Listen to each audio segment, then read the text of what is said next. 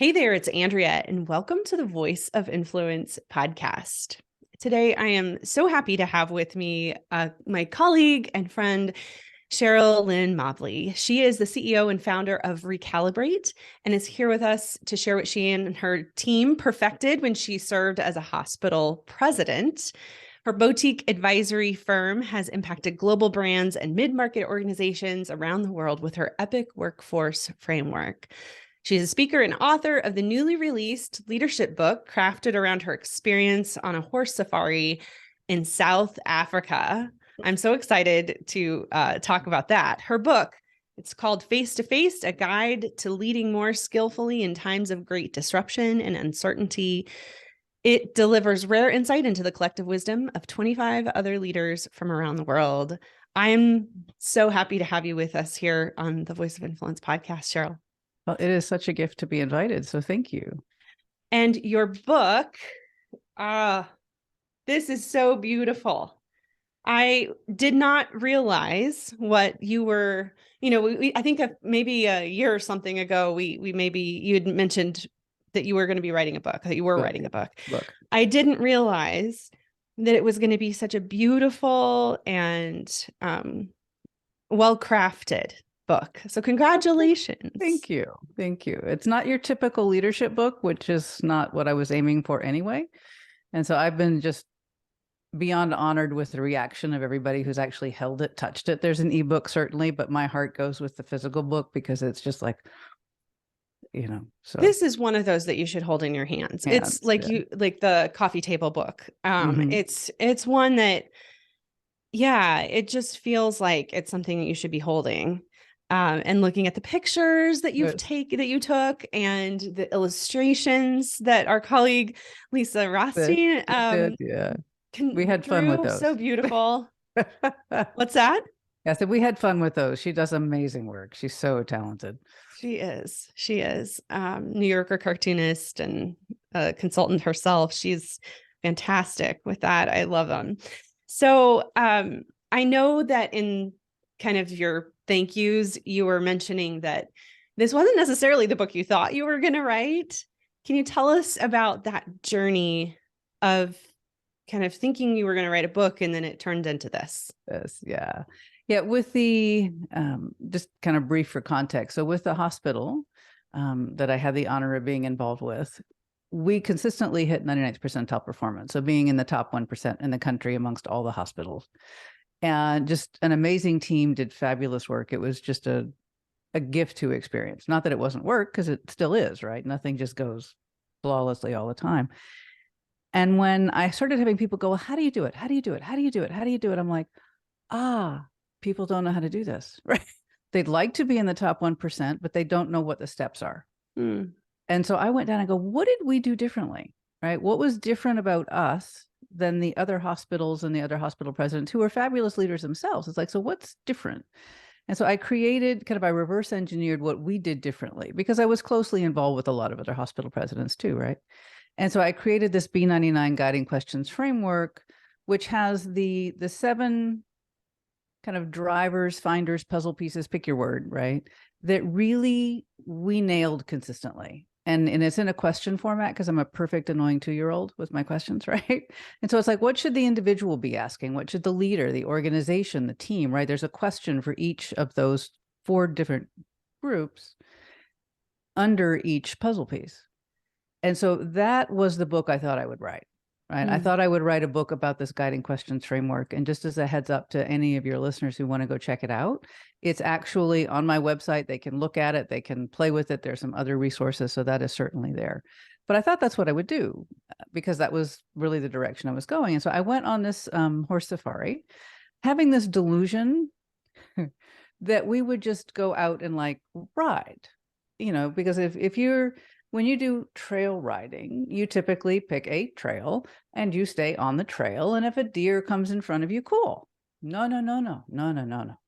I learned on the very first official ride, no, we're going to go track them. Oh, they're laying down. Okay, let's hang out. Oh, they're getting up. Let's get closer. And I'm like, what? Them being animals, I assume. Yes, them being like rhinos or African buffalo And I'm like, oh, I didn't realize we were going to track them. I thought we would just if we passed each other somehow, we would be respectful. No, no, no, no. And so on that very first ride where I wanted to could I go somewhere else? Right. This is way closer than I thought we were going to be. It's You scary. can't, right. You can't leave, you put yourself, your horse, and everyone else in danger. And in that very first ride, I was like, wow, there are so many team dynamics here, right? There are so many parallels to leadership. There are so many parallels to whether organizations make it or don't. And it's like, in my discomfort, it was like, too bad, so sad, Cheryl, you're here, right? You agreed to be here. There are rules to keep you safe. Your goal is for everybody to have fun, for the animals we're viewing to not be distressed, for the horses and the other riders to be okay, for the guides and their team to be all right. So it's not just about Cheryl. And that very first ride was when I'm like, okay. I'll just write a few blog posts. Okay, fine. Because it was really just meant as a vacation. I did not have any intent of writing a book. I didn't have any intent of doing blog posts. I didn't have any intent of doing any of that. I just wanted to enjoy it, right? Yeah. The gift of that. And so I would literally, because the morning rides were probably 3 to 5 hours, depending on how far out we went. And then we'd have lunch, and then we'd go back out for about 2.5 hours and come back at sunset. And so literally on each ride, I'm going, okay, remember thing, remember that, remember this, remember that. And I'd get back and I'd get off the horse and I'd start writing furiously, everything I could remember, right? And then I was sitting and going, okay, now what are the principles I want to pull from this? And the thing that was really fascinating to me, Andrea, was anyone who knows me knows that I am all about making things amazing, because otherwise why bother? But at the same time, I am not at all about attacking people, belittling people, talking bad about things. That's just not my gig. It's like there's too many things for us to do and focus forward and not be kind of with everything else.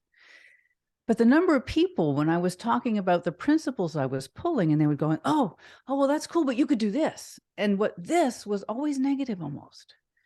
It was like, oh, well, you could talk about that. And I'm like, do you have an example? It was very much about how we needed to kind of stay together and be respectful of the animals we were facing, as well as each other, and just kind of sit and really be quiet. And it was just an amazing moment.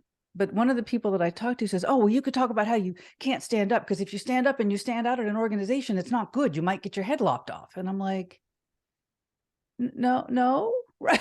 So it was just that sort of thing. For me, it was just the fact that we needed to be together. We needed to be respectful of each other and the environment, and kind of be in that moment and that experience. And what that means when you're leading, right? What that means when you're following, right? And so it was just a really different take, because my brain just doesn't go there. And I'm not a Pollyanna, because I have had some horrible work experiences. I've lived in them.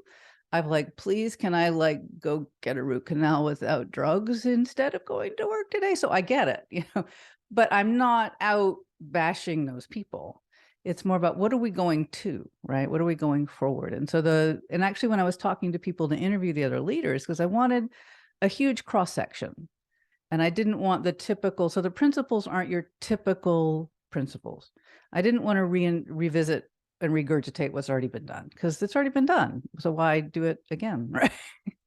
Somebody else said he was fabulous. He was one of the leaders I interviewed. He was also, I was on his podcast, and he goes, just when you thought you didn't need another leadership book, here comes this, right? This is amazing. And so that's the feeling that I want people to have. This isn't like anything I've seen before or felt before.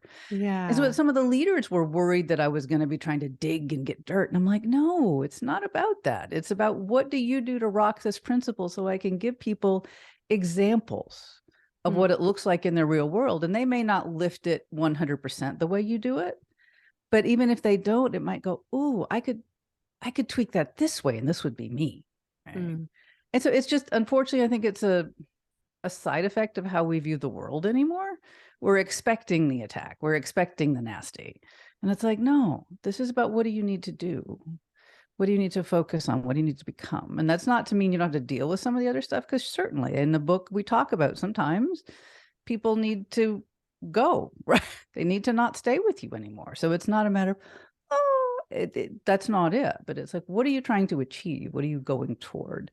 Not what you're not happy with, or trying to undermine somebody. So yeah, it was, I thought, and this is my little silly place. So I'm thinking, okay, interviewing all these leaders is going to be difficult.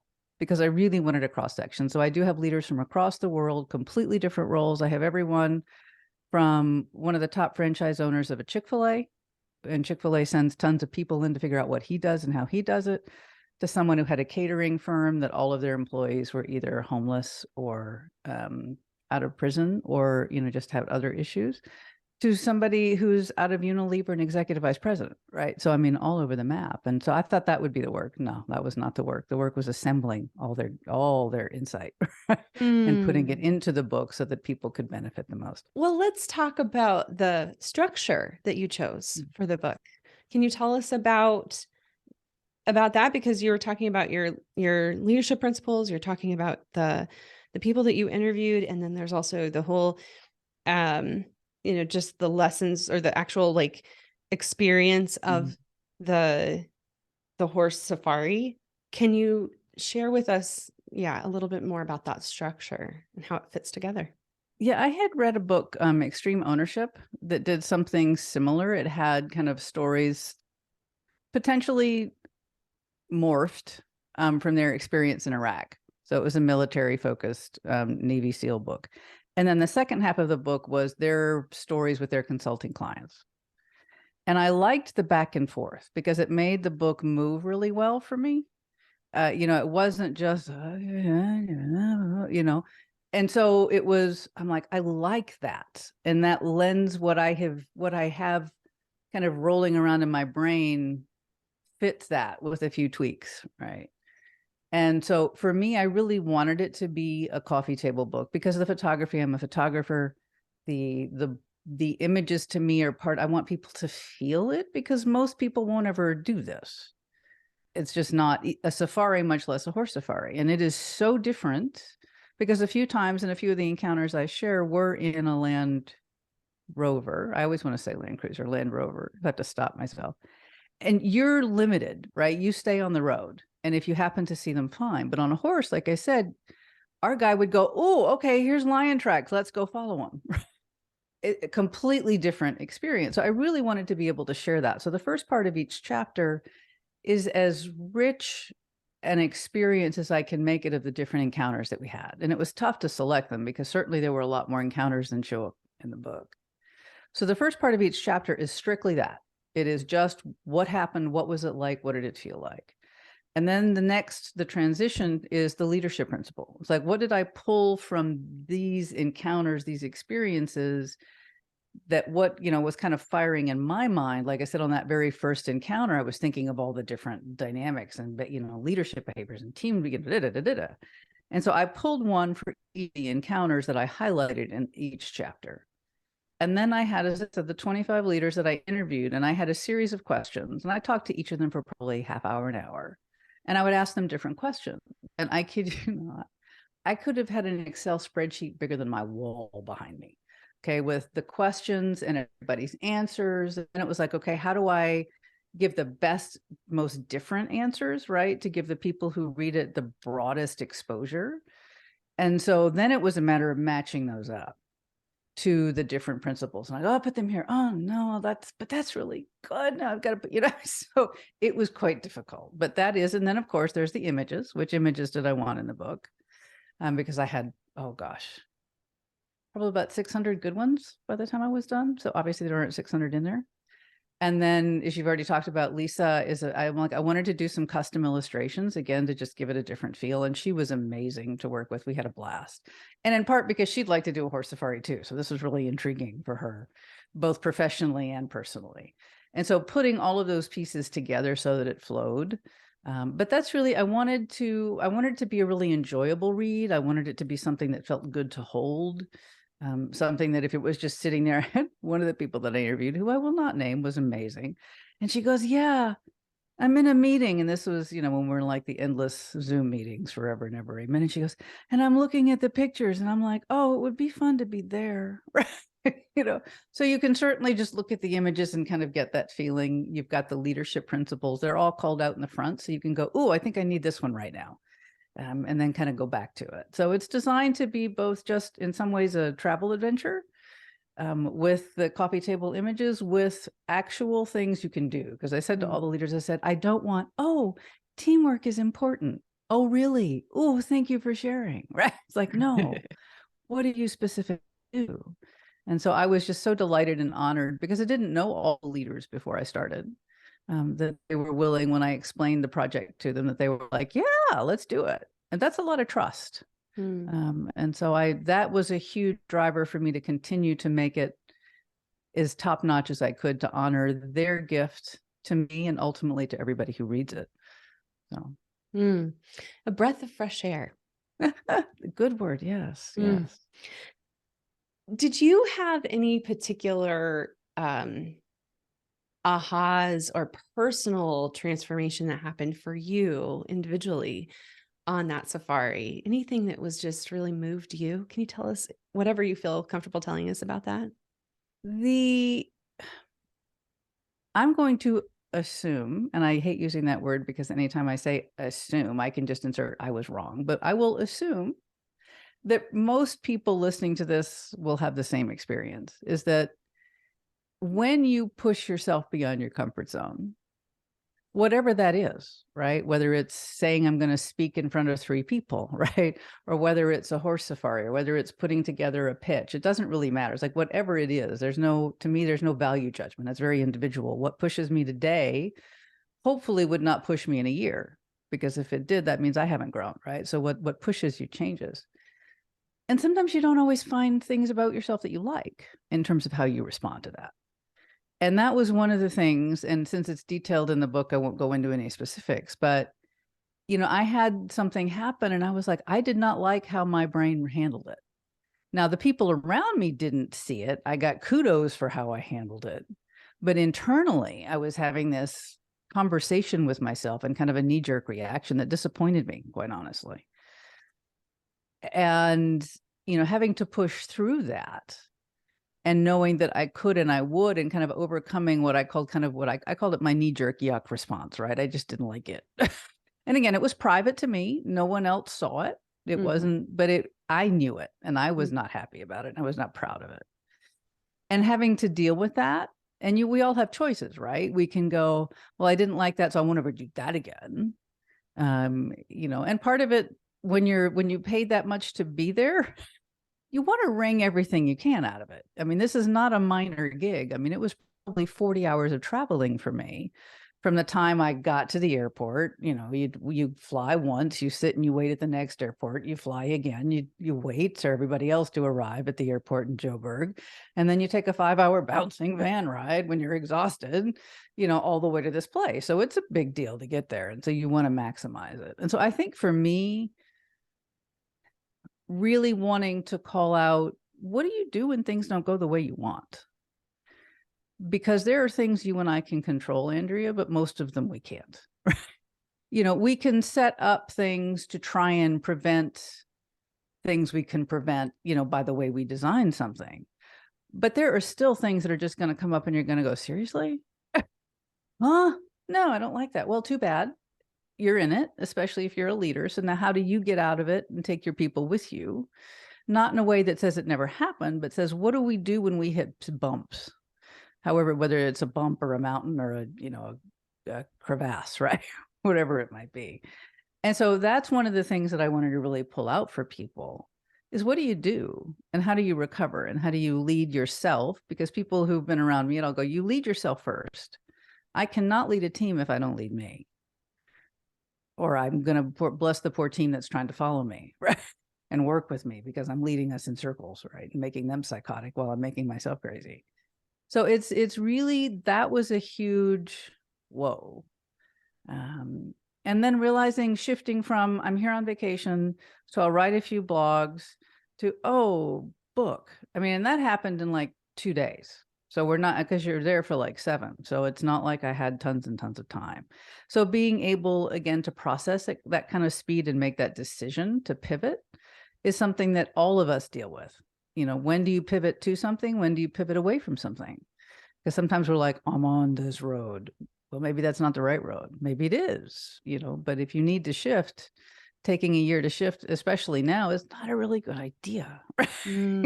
Because by the time you shift, the situation you were shifting to is morphed into something else completely. So it's that, and it's an overused word, but to me, it really is agility. And that's one of the things that we were so gifted with in our hospital, is that we were very agile. We would look out ahead of going, what's coming? How do we deal with it? How do we, try and not have to deal with it by being proactive? But if we do have to deal with it, how are we going to maximize our, the advantage for our patients, our hospital, our caregivers, and minimize the impact that we're not happy about? Because we have regulations out the wazoo when you're in healthcare, as you should, and you don't have any say in them, right? So how do you manage that? And then today in our world, every leader, every organization is dealing with a constant rolling, we didn't see this coming, we didn't expect this, yowza, now what do we do? What do we do? And if you have that attitude of what's out there and what's really important to us, what's our core, then you can pivot a whole lot easier. If you don't have that, you're toast, because every single decision is, well, what are we about and why do we do this? And if you have that, here's what we do and what we don't do. I mean, like in the hospital for us, it was like, our bottom line is to be the best place to give and receive care, period. So what falls into an immediate yes and what doesn't even get considered because of course it's a no just because of that. And so it's, what is it that you can have? Because we have too many decisions to make. So let's not keep making ones we don't need to make, right? Let's have things so incredibly clear that decisions kind of make themselves. No, we don't do that. Duh. Don't even waste any time on this. You see too many leaders and teams and organizations wasting time on something that doesn't fit, or bless their heart, they don't know it fits, which is exhausting. Yeah. Because you have to figure it out every single time. And I'm sorry, I'm lazy for that, right? Let's just figure out what our, I call it kind of a funnel, right? It's what's the big, and then how does it, let the decisions make themselves. So you really only have to make a few. So there's a lot of people looking at the technological advances that are happening right now, trying to figure out what in the world they're going to do. How quickly do they need to jump on AI? And then, of course, there's all kinds of ethical questions around that as well. I wonder, when you think about that particular consideration of pivoting, like should we pivot into this or not? What kinds of things do you feel like are or do you believe are the most important things to keep in mind for that funnel that you're talking about? No, it's a great question. I mean, AI, it doesn't matter what it is, whether it's healthcare, whether it's tech, whether it's whatever. Anything that has the ability to provide benefit has the ability to provide harm. Yeah. Because it can't do one without the other, right? Because any benefit or harm is a result of some ability to move things. And I don't think we often recognize that. I think one of the things I see horribly awry right now in the world, and companies are in the world, leaders are in the world, is we are not taking a balanced, nuanced look at anything. So we're saying, AI, yay, or AI, no. And so we only look, I'm sure a lot of your folks are familiar with confirmation bias, right? We only kind of pull in information that confirms what we already believe. So we get more and more entrenched, thinking, yes, I'm right. No, you're probably not, right? So any conversation, it doesn't matter whether it's climate change, it doesn't matter whether it's green energy, it doesn't matter whether it's AI, it has things that are positive and it has things that are negative. And to our detriment, we're not looking at that. We're either going, I think it's amazing, I think it sucks, right? And we're missing. And so AI certainly running amok has great potential to aid us in terms of making things easier. It also has a lot of potential to take the humanity out of us. If you're interacting with companies and so much of the customer service now is AI driven, I'm a really even keel person. I can be cranky by the time I actually get to a human because it's so much stuff. And it's like, that's for your benefit. Don't tell me it's for mine as the customer, because clearly it's not designed with me in mind. So I think that's one of the things, if people are going to go with AI, make sure you understand that you're shifting the experience of your customer and your client. And is it in a way that honors them? Because if you say to me, this is for my benefit, and clearly it is not, then you've already annoyed me, right? You've already lost my trust. And so I think it's being really clear about how you're going to integrate it. And it's also being really clear about the dangers. You can't control everything else, but you can certainly control the decisions that your company makes. You can certainly control to what extent you let AI run, right? You can certainly, to your point, manage the ethical considerations, both to your people and to your community that you serve, right? And so it's that, to me, it's that whole question of having a really nuanced look. What is good about this? What do we need to really be careful of here? And not just be one or the other. And too many people anymore are very quick to defend their position at all costs and not even acknowledge there's good or bad on the other side, whatever the other is. It's whatever you don't personally believe. And that to me is something that is horribly wrong right now, because it leads to polarization, it leads to accusation, it leads to bad decisions, right? With bad outcomes, some of which you can turn around and some of which you can't. And so at a time when in a lot of ways we're fragile, because there is so much anger and hostility, and we feed it and we fuel it by only, driving hard on what we believe to be true. I mean, one of my favorite quotes, which I hate seeing relived constantly, is "Don't confuse me with facts. I've already made up my mind." And I see that a lot. And leaders have got to be so careful of that and to surround themselves with people who have a different view. And then it's also the ability to have constructive disagreement, real conversation, not accusation. And I see us, if I think of a lot of things like a teeter-totter, and I think in a lot of ways we've just gone wham, on the wrong side because of the things we've given up and just given away without thinking about it. So long answer to your question. Obviously, you can tell I have a lot of feeling around, kind of those decisions that make big impact or big ripple effects. You mentioned that in a lot of ways we're fragile right now, and I haven't heard it put quite like that, but I totally agree. Can you think back to when you were president of the hospital? And obviously patients are often fragile. Families feel fragile. I'm sure that there are times when the organization as a whole, not necessarily that the organization was failing or in that sort of sense, but like that it felt fragile.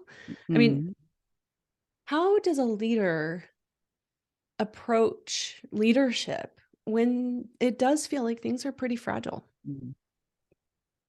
I'll go back to us, and then I'll pull from that to kind of a go forward. So one of the things, again, that I see wrong today is that we're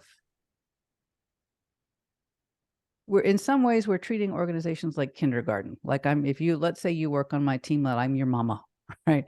That I am responsible for making everything in your life good. That my goal is to make you happy all the time. Not, that's not an organization. Right? An organization, and I would say this to our team all the time, we exist for one reason only. We exist to give exceptional care to patients and their families at a time when everything they know is turned upside down. If we don't do that, we don't have a reason to exist. So that's our reason. A lot of organizations are now there. I call it kind of, you're gazing at your belly button. It's all about you. No, it's not all about you. It's about why do you exist? And so in a hospital, it's incredibly clear. Right? You exist to take exceptional care of those people who trust you when they're vulnerable, when they're fragile, when everything this came out of left field from them. And at the same time, for it to be the best place for our people to work. However, that doesn't mean that any of us, me included, get everything you want. Because you create it, well, you gave it to Billy, why aren't you giving it to me? And so that becomes adversarial. And I see that happening a lot because a lot of leaders are just kind of caving in the interest of quote unquote peace. Well, it's not peace. You're just making things worse. Right? So the first thing is, why do you exist? Why are you here? And so we would have people at the same time, I would say to anybody, especially anybody new, would say, you're going to see things that you think we could do better because you've seen them done differently other places, or you just have a different idea. Tell us, because we want to always get better. And you have been accepted into a fabulous place. Honor that, or you won't stay, right? Because we work too hard to be this way. We're not going to let it be damaged by somebody who doesn't value it. So if you have that approach and that attitude, and so when people come to you with ideas, you're like, oh, that's really cool.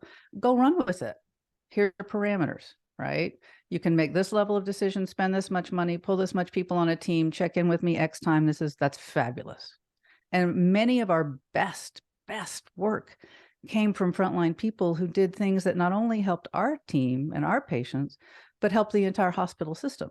We had like 23,000 employees. Okay. So we're talking a big system. So it's just amazing things because they knew they were free. If they saw something that we expected them to see and make it better. At the same time, people would come and ask for things that we just couldn't do. And we say, here's why we can't. I love it. Can't do it right now because. What can you think of we can do instead? And again, it's that kind of keeping that teeter-totter in balance. It's like honoring every individual person, but not saying, oh, yes, I'm so sorry to everybody. It's like, when you do that, you create tension as a leader because you're teaching people whoever has the loudest temper tantrum wins. Well, then now I think I need to have the bigger temper tantrum. And then you're like, well, Cheryl had one. I'm going to have a bigger one. I mean, what is that like? And that's what we're seeing right now. And so it's that ability to have communication that's real and holding boundaries fairly, right? For the purpose of the organization. And I mean, our people, we were 99th percentile as employee engagement. So I'm not saying we don't care for our people. We did. When we had exceptionally tough things happen, we had patients that we lost, even though they poured themselves into them, and that would break their heart. We had a chaplain available for anybody who wanted it. We would do things to celebrate them. We'd come along, give them a hug. We'd bring in food and a break. We'd do different things to say we honor you and we so appreciate you. And when we as leaders were recognized publicly for the results our hospital got, we would be sitting in a meeting of like 600 other senior leaders. And our hospital got recognized multiple times for our results. And as soon as we sat down the last time, right, we literally, both myself and my chief nursing officer, not knowing the other was doing it, sent a text out, and an email out to all of our people and said, you rock. We just want to let you know what everybody is saying about you and how amazing you are. It's that tone that the leaders need to set. And when you're fragile and when you can just say, it's hard right now. Here's where we're going. Here's what we're going to do. What can we do to support you? Some of it we can do, some of it we can't. Here's why we exist. We're not here to make Cheryl happy. We're here to serve the people that we get to serve. And that shift is a massive one. And if you do that, there's a lot of grace that you give and receive when you're genuine about it. And so that would be my long answer to your awesome question. Yeah. It's tough. It's tough to walk that line between being clear and direct and strategic and being compassionate and connective and those things. And yet both are so desperately needed when there is fragility in place. Yeah. And it's just being human. I mean, I had somebody say to me once, he goes, well, I can't be myself at work. I'm like, well, then who are you being while you're at work? Because that's exhausting, right? Yes, you need to be you. And we have this idea that to hold boundaries means you're not compassionate. It's like, no, you have a responsibility to something. Right. And so those boundaries, if they're clear and consistent, and that doesn't mean you don't ever change them, but you change them for a systematic reason, not because somebody had a temper tantrum, right? Right? Not because you're trying to avoid conflict. And so it's that willingness to say, here's our line. And if you want to hold with that line, great. If you don't, you're more than welcome to not be here. I mean, that's okay. But here's how we're going to be collectively. And if you don't want to be that way, then you can either exit or we may help you exit. If you're here, we're going to love on you. We're going to take care of you, but we're here to do something. We're not here to make, to self-actualize Cheryl. That's Cheryl's job, right? On her own time. Now, we as an organization certainly don't have the right to tear anybody down, but we tend to act like these are, if I don't give you everything you want all the time, then I'm tearing you down. I'm like, get over it. We're not two. I mean, and why have leaders and organizations accepted this crazy responsibility that is not theirs to own and they will never succeed at? Ever. That's so important. Yeah. One of the things that we talk about is, helping people find their voice, but it's not just about finding their voice. It's about maturing that voice. Yes.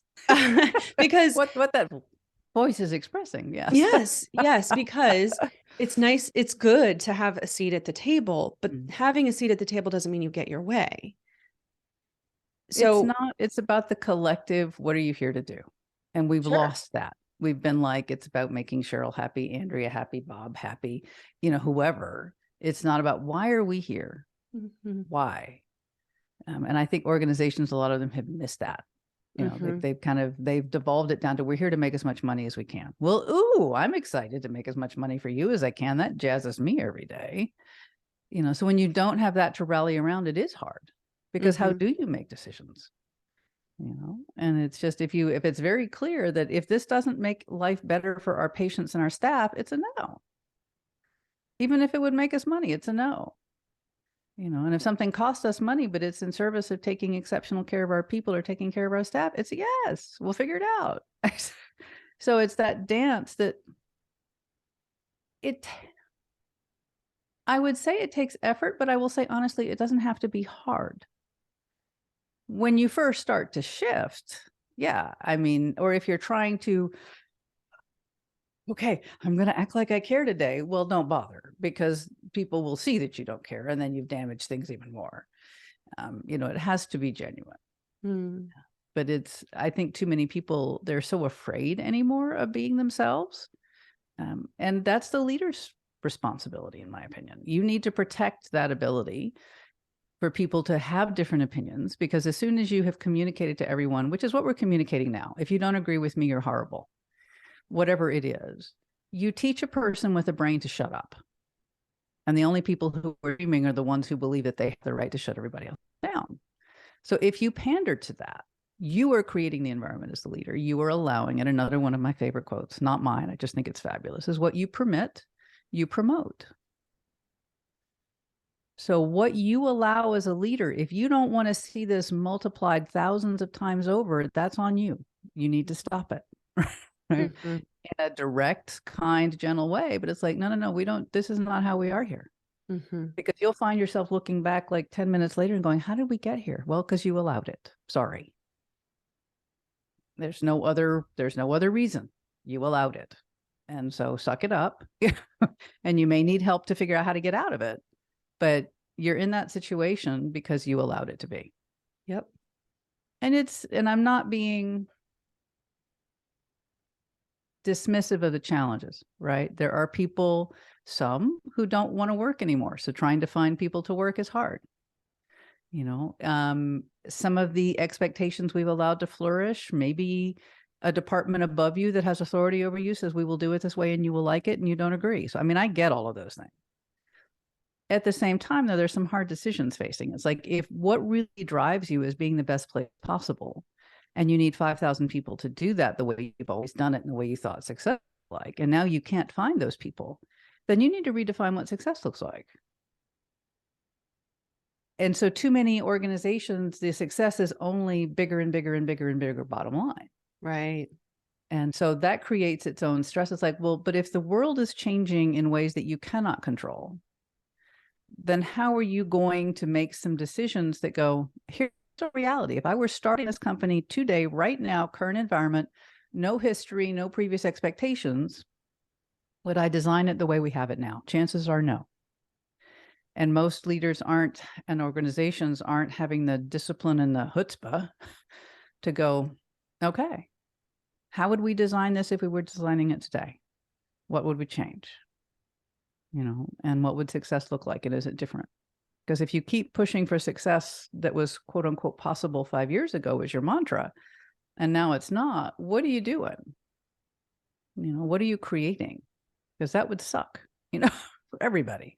Yeah, that is such an important point, to redefine success when you need to, instead of just continuing to strive for something that's unattainable. Yeah. Cheryl, as someone who has led a big organization, you know very well how hard it is personally. Leaders are struggling just as much as the people that are working in the companies are struggling. What kind of advice do you have for leaders right now, and just self-care? I think that, and that's a great question. That's actually on my framework. Mm, One of the puzzle pieces is community. And I start with you as an individual, like, because you can only pour into other people what you have in yourself. that's right. So if you don't take care of you, no matter how determined you are, at some point your tank's going to run out. It could be in a day, it could be in a year, depending on your will, who knows, right? But it's going to happen. And you set an example for others that way. So I think the first thing, honestly, and this isn't going to be the answer necessarily that you want, is to not be permitting things at work that are making it horrible. Right? Because to the extent that would be like me going, okay, every day I'm going to run a marathon. And then I'm not trained for it. Thank you very much. Every day I'm going to run a marathon. And then I'm going to try and sit down for 5 minutes and feel better. Get a grip. So you, kind of a different example. My very first job out of college, I worked with victims of violent crime, mostly victims of sexual assault. And one of the things that I did was counseling with the victims, which is just very difficult. But then I'm like, the question I would hear over and over from the families often, or the victims, was, what kind of person does this? What kind of person does this? What kind of person does this? So that sent me on a journey to find out the answer to that question. What kind of person does this? And I came across these people who had been working mostly with sexual assault victims and had gotten the same question. And they said, we're working with people after they've been pushed off the cliff. We need to find out who's pushing them off the cliff and try and work with them. And while I am in no way, shape, or form saying we as leaders are sex offenders, okay, I'm not saying that. It's the same sort of thing. It's like, what are you allowing to, how are you being pushed off the cliff? Because if you're pushed off the cliff, you're pushing your people off the cliff. You just are. And so you have to kind of go upstream a bit and go, what's causing me to need to kind of refresh? What do I need to deal with? What do I need to get rid of so I'm not so wasted? So that's the first thing, because you can do all the self-care in the world you want, but if it sucks at work and you can change it, it's still going to suck at work, and you're always trying to go, as opposed to getting rid of the things that are making you crazy. So that's the first thing, honestly. Then after that, it's finding what fills you up. But it should be an ongoing thing and not a recovery because it sucks so bad thing. Because you can never self-care enough if it sucks. You just can't. I mean, it's just not possible. I will tell you, one of the things that I did not do when I was working, and I wish I had, and a practice that, from my perspective, God's going to pop me up over the head with, is the Sabbath, is to take a full day and don't work. Just don't work. And when the first time I tried it, I was like, oh, but